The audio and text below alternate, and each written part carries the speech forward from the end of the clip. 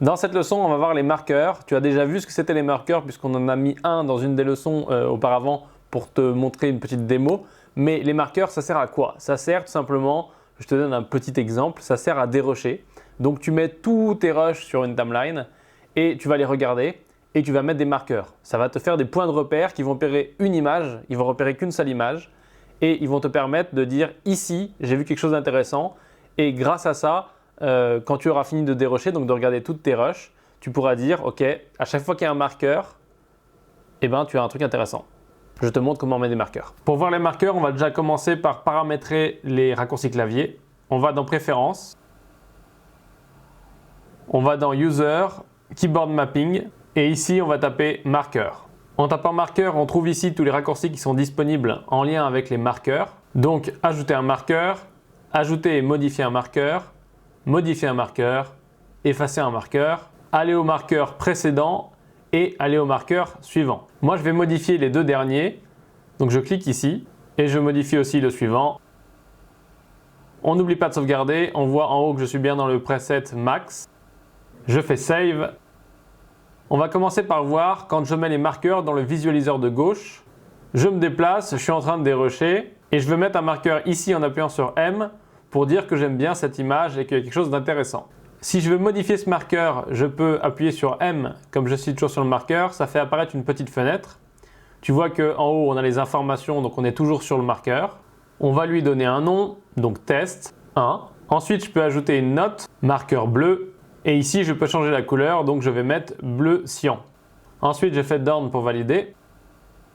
Tu vois dans l'overlay, j'ai mes informations qui sont affichées. Tu te souviens qu'on peut les activer ou les désactiver dans ce petit menu.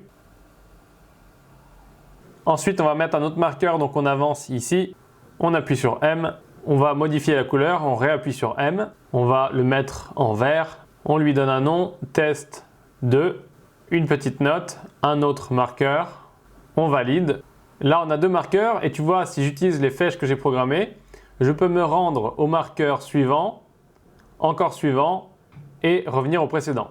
Donc ça m'amène directement sur la position du marqueur et après, je peux revenir au précédent en faisant la flèche inverse. Cette possibilité de naviguer entre les marqueurs, elle est super pratique parce que dans le cas où justement tu utilises ça pour dérocher ou alors tu utilises ça pour mettre des notes sur un montage qui a des modifications ou qui a des... Voilà, c'est un genre de to-do list si tu veux. C'est très pratique parce que tu peux voir rapidement en faisant avec tes petits raccourcis, voir rapidement les points d'intérêt, donc passer de marqueur en marqueur pour voir les points clés où il y a des choses à faire ou alors où il y a des belles images, des beaux trucs que tu as repérés dans ton dérochage. On a vu que les marqueurs c'était très pratique pour repérer une image, mais si tu veux repérer un segment, on sait que d'habitude on utilise le point in et le point out. Le problème c'est qu'on ne peut pas mettre sur le même plan un autre point in et un autre point out. Tu vois que ça ne conserve pas ce qu'on avait au début. Alors la solution c'est tout simplement de convertir le point in et le point out en marqueur de durée. Quand tu cliques, il te fait apparaître un marqueur ici qui est un marqueur comme les autres mais coupé en deux et tu vois que c'est un marqueur qui s'étend sur une durée. Donc si j'enlève le point in et le point out, tu vois qu'il s'étend sur une durée. En haut on voit l'aperçu, donc il commence à se TC. Ensuite il y a la durée, donc là 6 images et ensuite il y a le nom du marqueur. Si maintenant on agrandit un petit peu cette fenêtre et qu'on va voir le plan B01, ce que ça donne quand on a mis les marqueurs, tu vois qu'on a une petite flèche qui apparaît ici. On peut ouvrir et ici ça te met une liste de tous les marqueurs qui sont dans ce plan. Donc tu te souviens, Blue Marker c'est le premier, test 1 c'est celui-ci et test 2 c'est celui-là. Cette petite liste de marqueurs elle est très pratique puisque maintenant tu peux prendre n'importe quel marqueur, tu peux le sélectionner comme si c'était un plan et le mettre dans la timeline. Et si on zoome, tu vois qu'il a sélectionné uniquement la partie qui était concernée par le marqueur. Pareil, si on prend celui d'en dessous, il considère que le test 1 c'est le marqueur d'entrée et le test 2 le marqueur de fin, donc ça fonctionne comme un point in et un point out. Et si on prend le dernier, tu vois qu'il a considéré le marqueur, donc le premier, le vert, comme un point in, mais comme il n'y a pas de marqueur après, il a pris la fin du plan.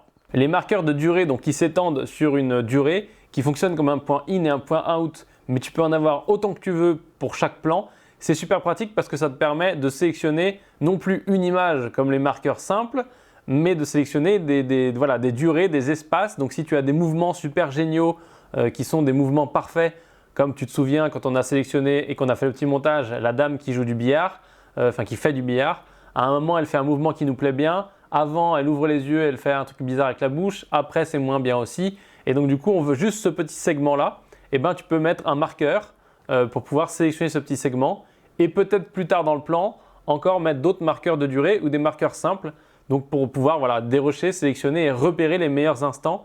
Et ensuite, après, tu peux utiliser la petite liste pour pouvoir faire ton montage à base de ces repérages. Maintenant, voyons les marqueurs dans la timeline. On va d'abord regarder un truc, c'est que tout ce plan-là ici qui contient des marqueurs, si on prend ce plan et qu'on le met dans la timeline, naturellement, on retrouve tous nos marqueurs au même titre qu'on retrouve le flag ici. Et tu remarques si on dézoome que ici, c'est le même plan, mais il n'y a pas les marqueurs, puisqu'ils ont été ajoutés après qu'on ait monté ce plan dans la timeline. Maintenant, voyons comment mettre un marqueur dans la timeline. Donc tu vois que ici, on a un petit marqueur avec un sélecteur de couleurs. Et donc là, ce qu'on peut faire, c'est tout simplement se positionner dans la timeline et appuyer sur le petit marqueur. Ensuite, on peut bien entendu changer la couleur. Comme on est toujours sur ce marqueur qu'on n'a pas bougé, on peut changer la couleur autant de fois qu'on veut. Si par contre, on se déplace et qu'on réappuie ici, ça nous fait un marqueur de la couleur qui est programmée ici. Mais par contre, si on change la couleur, ça ne change pas la couleur de celui-ci. Si tu veux déplacer un marqueur, il te suffit juste de cliquer dessus et de le déplacer à la main. Bien entendu, c'est la même chose dans le visualiseur. D'ailleurs, tu vois que quand tu le déplaces dans le visualiseur, ça ne le déplace pas dans la timeline. Mais tu peux aussi le déplacer ici, tout simplement en le sélectionnant et en le déplaçant. Bien entendu, tu peux déplacer plusieurs marqueurs en même temps. Il suffit juste de les sélectionner avec ta souris et ensuite de les déplacer. Pour modifier un marqueur, tu peux aussi double-cliquer dessus. Ensuite, en haut de chaque visualiseur à droite, tu as un petit menu marqueurs qui affiche les marqueurs qui sont dans le plan ou dans la timeline. Et donc, tu peux utiliser ça comme un raccourci pour te rendre à un marqueur. Donc, tu as vu les marqueurs, c'est extrêmement pratique. C'est super bien pour repérer des bonnes images, etc., etc., pour faire ton dérush, pour faire des to-do list de ce que tu as comme truc à modifier ou quand tu remarques des erreurs, etc. Maintenant, comme tu as beaucoup de chance d'appliquer tous ces trucs-là dans la timeline et de mettre des marqueurs en majorité dans la timeline, moi c'est ce que je fais très souvent pour dérocher et pour marquer des endroits, comme je t'ai expliqué, tu peux te retrouver avec des petits problèmes.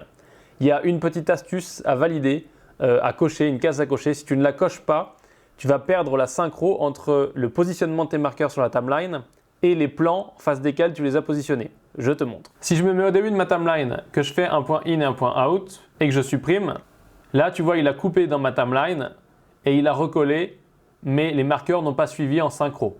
Si je reviens en arrière, regarde bien les marqueurs, tu vois que les marqueurs ils n'ont pas bougé puisque quand j'ai recoupé, lui maintenant il désigne une jonction alors que si je reviens en arrière, tu peux voir que là il désigne normalement le corps du plan. Pour faire en sorte que ce soit synchronisé et donc que lui, il reste toujours à l'endroit où on l'a mis sur cette image-là, parce que c'est cette image-là qui nous intéresse, on va aller dans Timeline et ici on fait Ripple Timeline Markers. On clique et donc là quand on se repositionne et qu'on fait X pour supprimer, tu vois que les marqueurs suivent et donc sont bien synchronisés aux images sur lesquelles on les a positionnés. Ce petit réglage, il est très important parce que si tu es en train de dérusher, que tu as donc ton bout à bout avec tous tes rushs intégralement, et que tu as mis des petits marqueurs de partout, il y a des trucs que tu vas vouloir retirer de ce bout à bout forcément pour t'économiser un petit peu du travail. Et donc par exemple les claps, tu vas retirer les claps si tu fais de la fiction et donc tu n'auras plus besoin des claps. Mais comme tu vas les retirer, tu vas enlever quelque chose dans la timeline et tu vas perturber donc la synchro entre les timecodes et les plans. Donc il faut absolument cocher cette option, sinon tu vas perdre la synchro et ce serait dommage. Donc voilà, tu peux utiliser les marqueurs, c'est vraiment très bien, c'est vraiment très important d'utiliser tous ces outils. Et donc dans les leçons qui suivent, on va voir le clip color qu'on a déjà un peu vu et on va voir aussi les drapeaux.